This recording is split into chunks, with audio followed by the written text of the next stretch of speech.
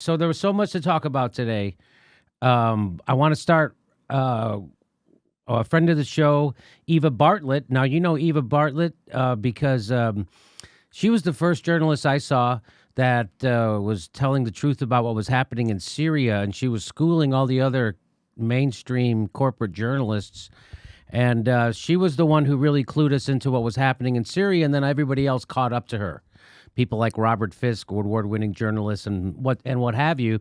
But she's been on it from the get-go. She's an independent journalist and activist. She specializes in Syria and the Gaza Strip, where she's lived for 3 years. Currently, she's in Caracas right now, and she's going to tell us what she's been seeing in Caracas. Welcome back to the show, Eva Bartlett. How are you? I'm very good. Thank you, Jimmy.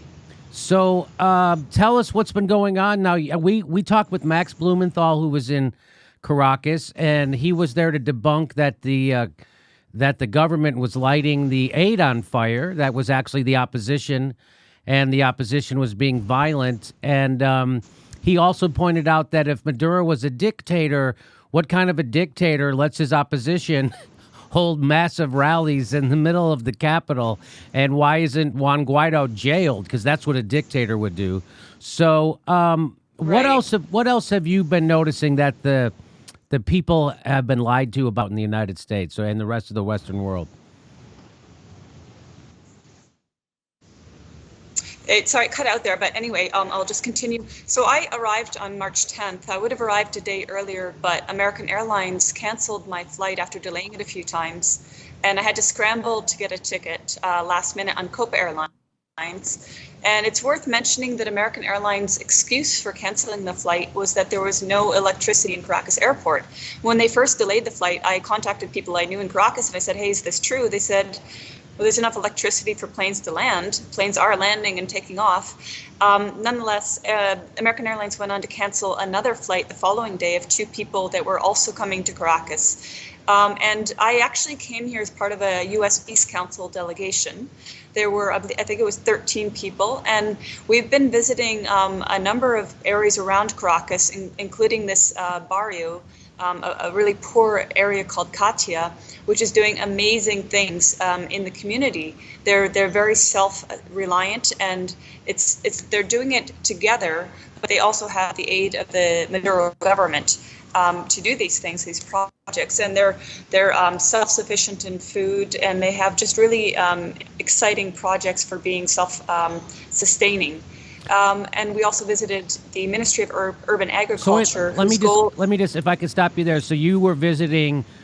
Some of the criticisms of Max Blumenthal's reporting, he went to a supermarket in Caracas and showed that there was actually food on the shelves, and people aren't actually breaking into zoos to eat the animals. That's actually not happening. that was propaganda. No. The criticism of him was that he went to a rich area with a rich supermarket. Now you're telling me you went to a barrio, you went to a poor area, and what's life like there for Yeah. these people?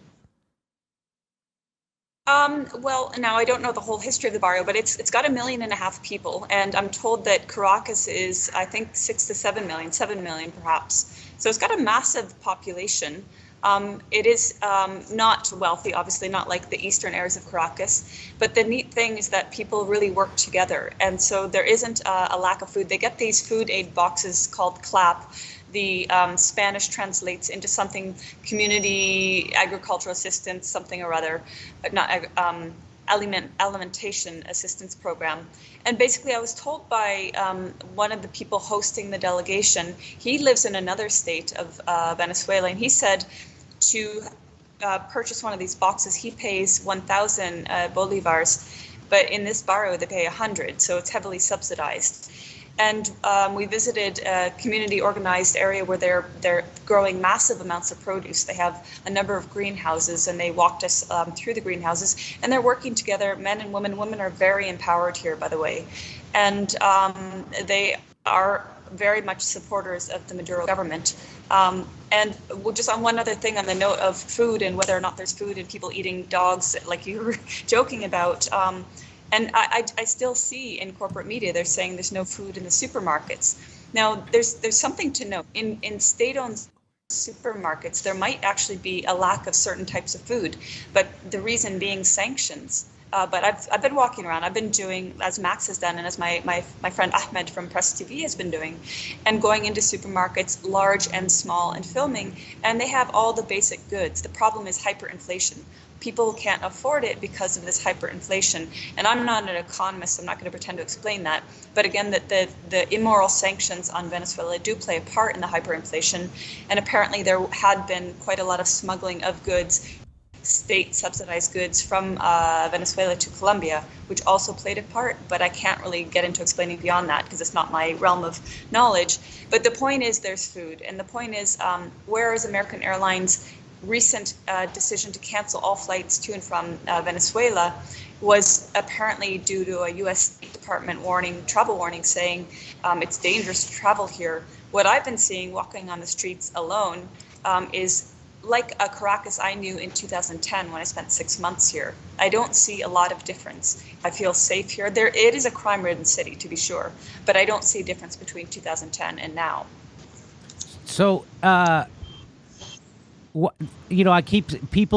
so when you go to the poor sections of Venezuela, like you were just in the barrio, and you're saying that because Greg Palast was here, and Greg Palast has a lot of knowledge about Venezuela, and he was telling us that the angle that's not being reported at all in the United States press is that the poor people are darker skinned and the Juan Guaido ruling class are light skinned. So it's almost like a white supremacy kind of a thing happening in Venezuela. They're the minority, and so they hate the fact that Maduro is darker skinned, looks like him. He actually represents the people, and the whiter skinned people don't represent the worker class. Is that true?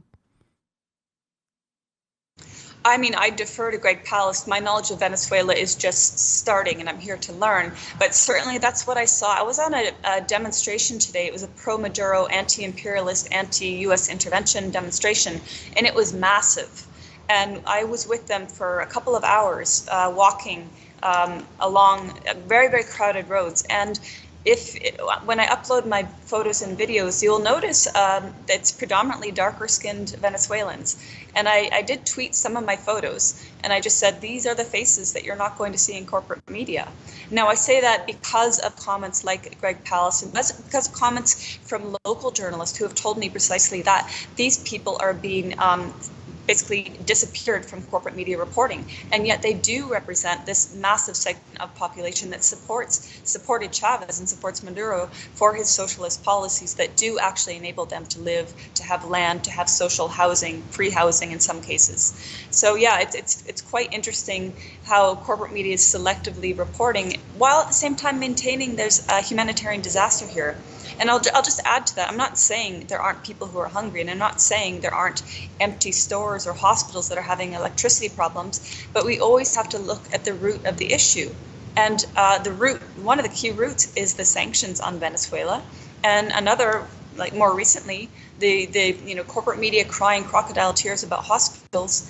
Well, who did the attack on Venezuela's electrical grid? Right. It wasn't like, yeah, it might be a worn down grid, and I've been told they have power outages and they fix them 2 hours out and they fix them.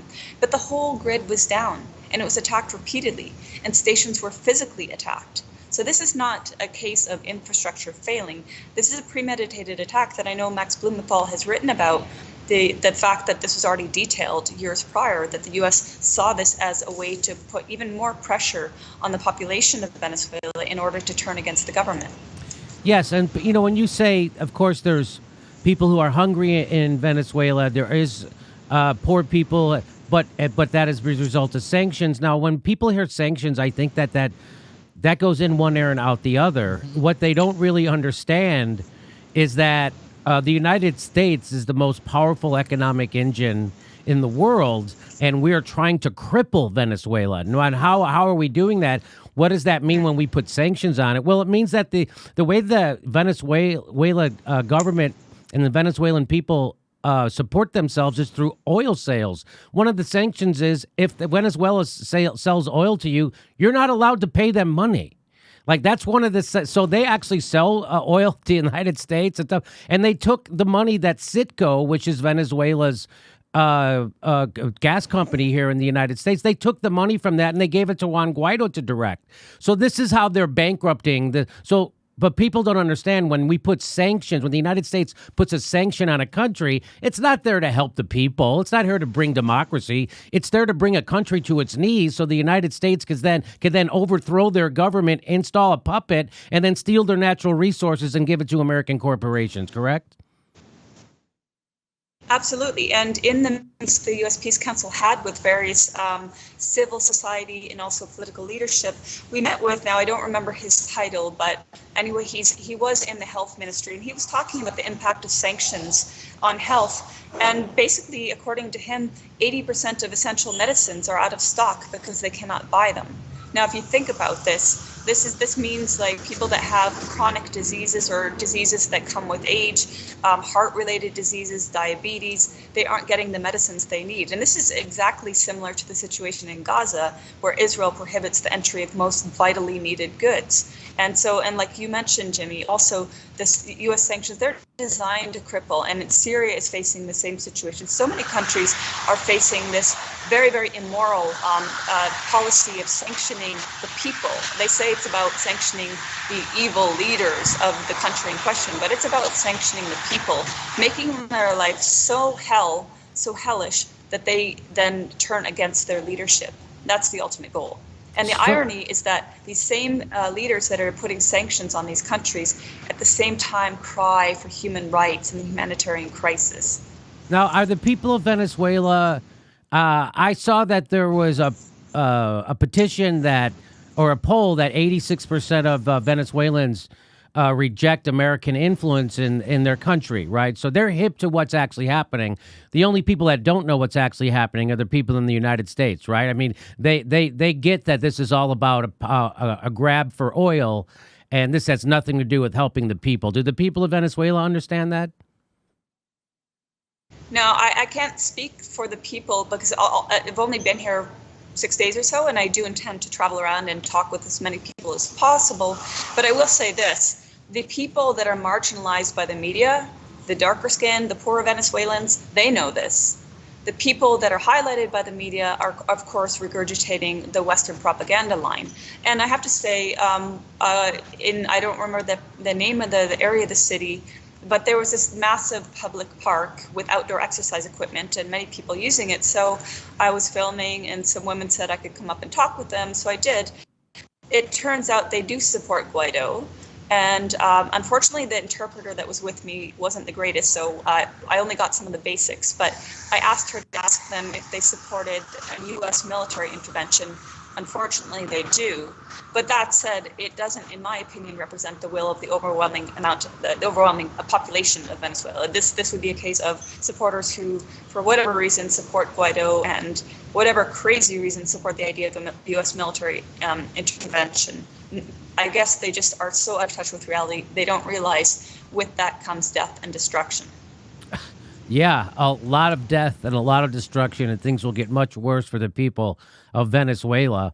They had homeless people in Venezuela, and what they did was they built houses for them. It's kind of funny. In the United States, we'll put them in. The most we'll do is give them a prison cell. So I tweeted about that because I was told a staggering statistic. I was told that since 2016, the government has built 2.5 million housing units, this social housing. And I was pointed, to some apartment buildings, some were newer than others. So I tweeted this. And of course, I've learned very recently, it's been a very swift uphill learning curve, that when you post something remotely positive about Venezuela and its government and the policies, you get trolled like hell from Miami. And so I got trolled like hell from Miami. And essentially what they're saying is, the housing is all bad, it's all poor, nothing works, and it's only for government supporters. And if you show that you don't support the government, you'll be kicked out. So I asked the host, who happens to also be one of the excellent writers at Venezuela Analysis, I said, hey, is there any truth to this? And he said, look, there are issues with the housing. It's not perfect. You have to factor in, again, the sanctions, because if you can't get parts for, he was giving me the example, if you can't get the battery needed in an elevator, then you don't have an elevator going up to the top floor. So you have, top floors of very tall apartments that are not inhabited, or if you can't get adequate parts for the plumbing or whatever, then you have plumbing issues. And he also said the infrastructure was poor to begin with. So he's basically saying, yes, there are problems with the housing, but the fact is it is free housing and the government is trying, and some of it is better than others. And I said, well, what about the point, like, if you don't support Maduro, then you get kicked out? And he said, actually, no. Unfortunately, we didn't have time to really dig into it, but he said, go to the CNE, the body that oversees elections, and look at presidential elections, look at the areas that are known to be opposition supporters. And he gave a couple of names of some of these big housing, social housing complexes. And he said, you will find people that aren't supporters of the government and they're overtly anti-government and they hold protests and they're still living in these areas. So it just seems like, the automatic response is just to say, no, it's all bad, it's all bad. And it's definitely not all bad. There are problems, of course, like in any society. But it's just the rhetoric. I've heard about Syria for years, Jimmy. So are you surprised at all that the United States American media and every politician, almost except for maybe a handful, are going along with Donald Trump and this unbelievable illegal coup attempt again? I mean, if the American people are so dumb that they can't see that we're trying to give aid to Venezuela when we're cutting aid to Puerto Rico. I mean, so our own country we're screwing over, but we really want to help somebody. There's more people living in poverty in the United States than there are people in Venezuela. And so it just makes you realize that we're literally ruled by sociopaths in the United States, and our media, our news media, they couldn't be worse. They might as well be state media, might as well be Pravda, might as well be. This is what I thought the Russian media was like when I was a kid. That's what I was told. But the media here in the United States is unbelievably horrible. And I'm not only talking about on TV corporate. I'm talking about in print. The New York Times, the Washington Post, of course, is horrible. CNN got caught blatantly lying. It took the New York Times 3 weeks to figure out CNN was lying about the aid being set on fire by the Maduro. Of course, it was the opposition that did that. We knew that in real time here because we talked to reporters that aren't bought who are in Venezuela, like you, Max Blumenthal, Aaron Mate. So we knew in real time. It took the New York Times 3 weeks to catch up to me. Which is this goes to show you how bad the reporting is in the United States. By the way, CNN blatantly lied. They didn't get it wrong. They lied. They pushed propaganda, and they're not going to lose their Facebook page. No one's going to call them conspiracy theorists. They're not going to get kicked off of Twitter, and nobody's going to call them fake news except Donald Trump. So, but right here, we're going to tell you that CNN is a propaganda wing of the state. CNN are liars. They don't get stuff wrong. They lie, and they push propaganda and conspiracy theories at the top of their lungs. There's the exact opposite of what they say independent media. So they project onto us exactly what they are. So are you surprised at all at how just unbelievably, horribly bad that the media in the United States has reported Venezuela, including YouTube shows? Like, if you're an independent news show on YouTube and you're getting Venezuela wrong, what the fuck are you? What's the point of you? No, I'm not surprised. Of course not. You've had me on your show a few times to talk about Syria, and a lot of my reporting has been, well, I guess two main aspects of my reporting from Syria has been to give voice to the people who are also being marginalized by the corporate media. In other words, the majority of the Syrian people, because their stories, their testimonies, their experiences don't align with what America wants to project as reality in Syria. But the other aspect of my reporting on Syria has been to call bullshit on the lies. And so CNN, do you remember the blonde CNN anchor, Kate Bludan or something like that? She sniffed a bag. What was her name? She was crying. Kate something, Bludan. And in August 2016, they were all corporate media all around the world, actually, were insisting this boy, Amran Daknish, was injured in a Syrian or Russian airstrike on his home. This is in the lead up to the liberation of Aleppo. And so she stuttered as she read her script and she cried. And it turns out Amran's home was not bombed by either the Syrians or the Russians. It was attacked by the so-called moderate rebels, the terrorists that were occupying Aleppo. And so she was an example of this hypocritical, soulless, hollow news reporters, I should say news readers or propaganda readers, that don't actually care about the people they're reporting about. Well, you know what surprises me, Jimmy, is not that the media is lying, because it's expected. What surprises me is that I'm still getting people saying, Eva, I really like your reporting on Syria, but Venezuela is different. Okay, yes, the governments are different. The issues internally that the people themselves need to fix are different. But the system, the propaganda, the attacks on the country, the attacks on the leadership, the rhetoric is the same shit. I get the same thing, Eva. I have people, so after we showed them Aaron Matei being in Venezuela and debunking that most people want us to intervene and all that stuff, and he showed us huge opposition rallies. What kind of dictator allows huge opposition rallies in his state capital? So after that, and then we showed Max Blumenthal inside of a supermarket. We showed that. After that, people will say, well, now I don't know who to believe. Really? You don't know who to believe? 3 independent journalists that are bought by nobody? Or Elliot Abrams and John Bolton and CNN and the Washington Post, who have lied about every fucking war in my lifetime? You're still not sure who to believe? Well, you fucking deserve the shitty government you get. It's insane. Now, Jimmy, I did tell you at the start that I came with the U.S. Peace Council, and I did also mention that American Airlines made it difficult for many of us to get here and difficult for anyone to leave since they canceled flights. But I want to make just one point about that. Number one, I absolutely don't think them canceling flights on the way here was about concerns about electricity. I think they were just trying to prevent people from coming here to actually honestly witness. And number two, I don't think the U.S. travel advisory is based on concern for human rights or concern for safety, I should say. And American Airlines going along with that. Sorry, somebody's vacuuming. I think it's part of this whole manufacturing an opinion, a public opinion that there's a crisis in Venezuela. I think that's what this is about. But what I want to say is, basically, they're canceling my flight. I should have flown this morning, I think. And I was going to continue on from Toronto to Kiev. And I was going to attend a Supreme Court hearing of the imprisoned Ukrainian-Russian journalist Kamil Vyshinsky, who's been imprisoned by the Kiev authorities since May 2018 without a trial. He's been held in pre-trial detention. And I was going to go to his Supreme Court hearing, potentially have the chance to speak to him. But because of American Airlines stranding me here, I'm not able to go there. I've missed my flights. If I would try to leave now, it's too late. I've missed my connecting flights. So I just want to make that point. And the other point I'll make is that because of their little antic, I'm staying in Venezuela. And I'm going to leave Caracas and move around to some of these spots that corporate media is insisting is a humanitarian crisis.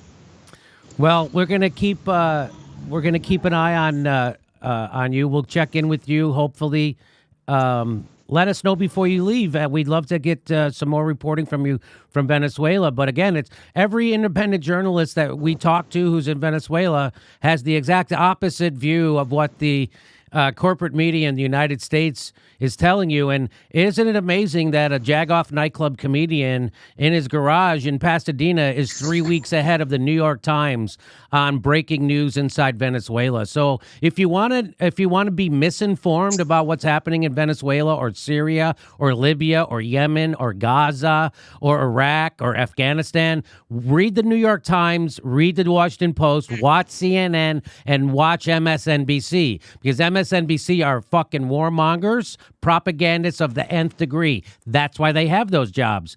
You think Chris Hayes, he's a nerd. He couldn't possibly be a propagandist.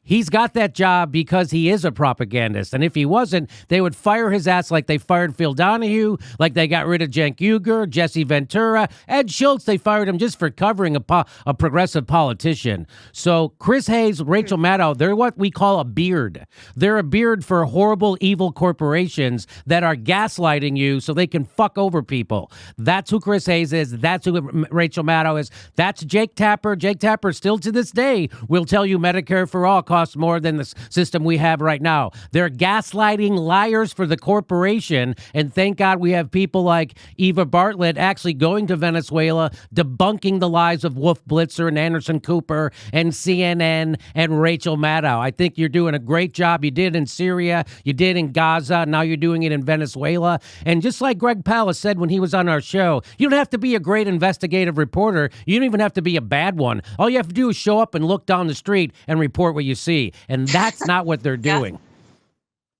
Absolutely. I'd just like to say somebody who would be great to have on the show is my friend Ahmed. He is with Press TV. He's been doing excellent reporting from here. He was also at the bridge where the humanitarian aid stunt went off, and he's got great analysis, and I think that he'd bring a lot of important content to your show. I appreciate you for recommending. I appreciate that. Someone please write that down, and we'll hook up. But hey, what do you real quick before I let you go? I don't know how closely you follow American politics, but do you have any view on Tulsi Gabbard? I don't follow American politics closely. What I will say about Tulsi Gabbard is I wish that she wouldn't pander to the masses on certain occasions. For example, stating that Assad was guilty of a chemical weapons attack when I'm pretty sure she knows he wasn't. Right. But you understand you understand the pickle she's in. Pardon me? I mean, you understand the pickle. Yeah, well, I respect that she took a very position that in working against ending the aid, the funding to terrorists. She was definitely very outspoken about that, and I appreciate that.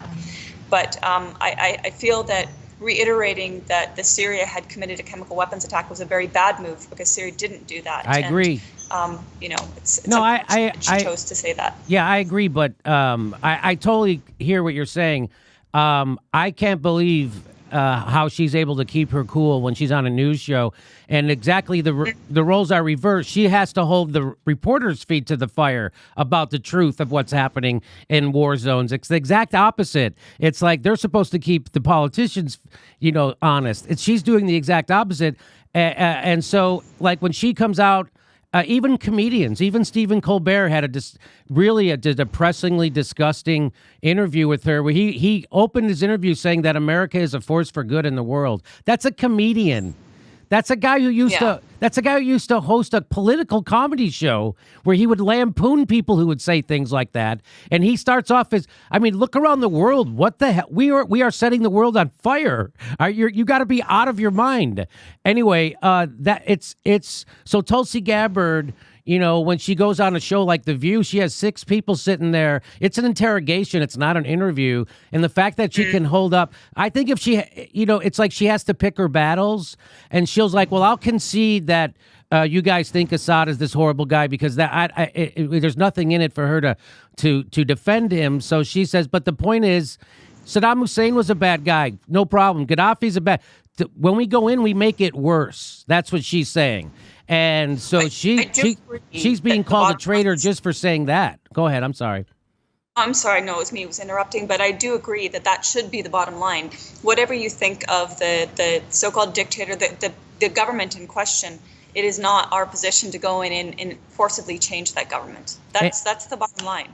And and it is unfortunate. I totally agree with you. And I've actually criticized Bernie Sanders and for what he said about Venezuela. What people don't understand is so when they want to do Venezuela, when I say they, I mean Elliot Abrams, John Bolton, the CIA, and the military-industrial complex, the Koch brothers, and the fossil fuel industry.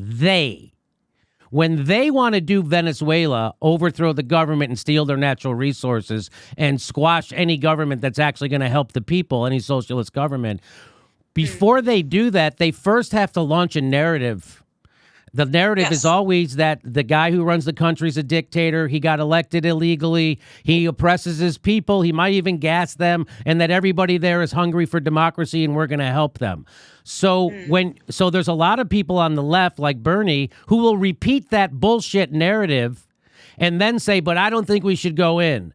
So what what you're doing now is you're affirming their bullshit precept for invasion and coup. And that actually does more damage than you saying we shouldn't. If you're affirming because what happens in people's minds is they go, well, wait a minute, if there's a crisis and these people are hurting, it would be immoral not to help them. So you're cementing that bullshit precept of war criminals, and they know that. And so when Bernie says that, it actually does more harm than good. And that's what I've been saying. Now, Tulsi Gabbard, it's slightly different when it comes to Assad. That's such a harder case. She's already doing so much great work. She introduced the Stop Arming Terrorists Now bill.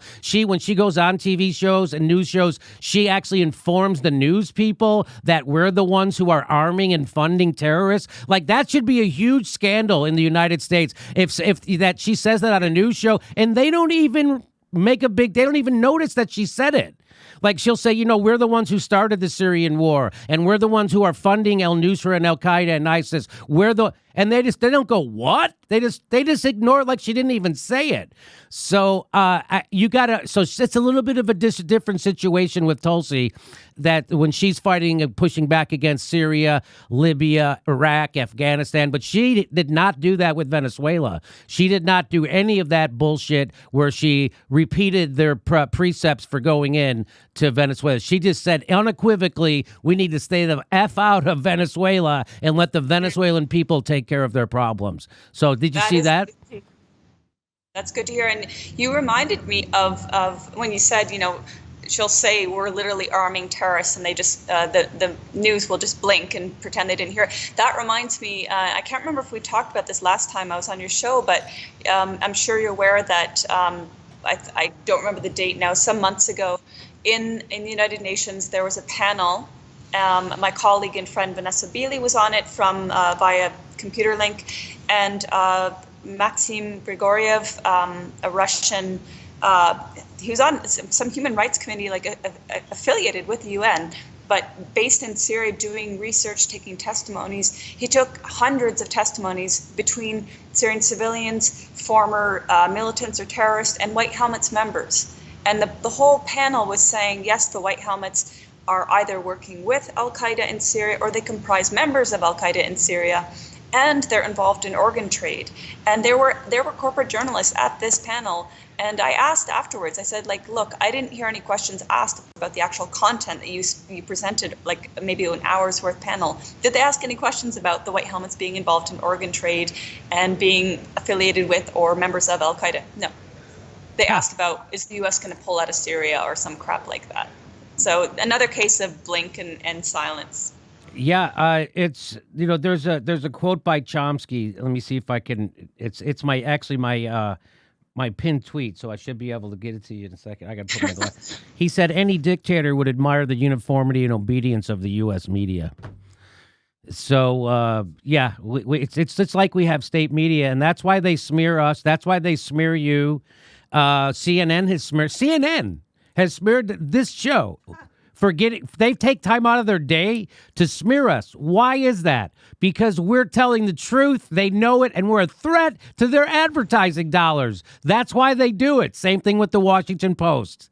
It's fucking unbelievable, but it's actually happening that a little itty-bitty jagoff comedian, C-student, does a way better job of reporting the news than the guys at corporate news, even everybody in corporate news. We're way better than they are. And Absolutely. That's not me bragging. That's a statement of fucking fact. We've been debunking Russiagate from the get-go. Now everybody admits, you were right, Jimmy. They won't say it, but they're all backtracking and moving the goalposts. And now everybody's coming to realize, oh, yeah, CNN is lying about Venezuela. Oh, that's right. That is bullshit. And, of course, they'll never realize what happened in Syria because that propaganda is so cemented. But somehow everybody knows that the intelligence community completely lied to us about Iraq and Libya, but somehow they're now telling the truth about Venezuela and Syria. It makes absolutely no sense. Exactly. That's what's staggering. That's why when I get these messages from Eva, as I was saying, like this, but this is different. I just block now. Like, come on, I don't have time. If you don't want to educate yourself, if you want to keep falling for the propaganda again and again and again, do it in your own bubble. It's just, it's unfortunate that you choose to keep embracing these lies. Yes, people who actually are aware of this show and have seen us debunk the lies about Syria and debunk the lies, and then they say that about Venezuela. It's just like, I do want to block. It's like, it's that is more annoying than someone like my parents who don't know anything about anything, right? And they just repeat what they hear on TV. That is like understandable. But once you've been exposed to the truth and you're still like, I don't know who to believe, John Bolton. Should I believe Donald Trump? I bet Donald Trump is telling the fucking truth about Venezuela. Boy, as soon as I found out that Venezuela had twice the amount of oil as Saudi Arabia, I knew it was just a matter of time before we had to bring their people some democracy. Mm-hmm.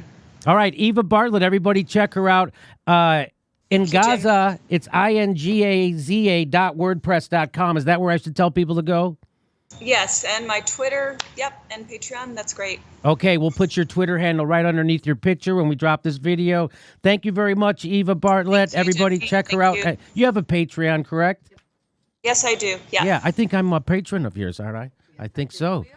Bless you. Thank you. All right, everybody support actual independent journalists.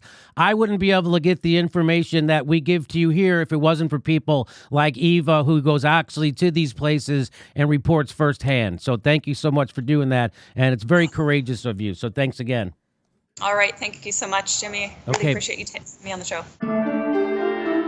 We're announcing our live dates for 2019. We're going to Ventura, California, Hermosa Beach, California, Tempe, Arizona, Austin, Texas, Chicago, Portland, all over the country. Go to jimmydorecomedy.com for a link for tickets. If you'd like to support the show, please join our Patreon or premium membership. We give you hours of bonus content every week. And remember, if you think you're subscribed, you might not be. Check to make sure you're subscribed and click the bell so you get a notice every time we drop a clip. Thanks for your support.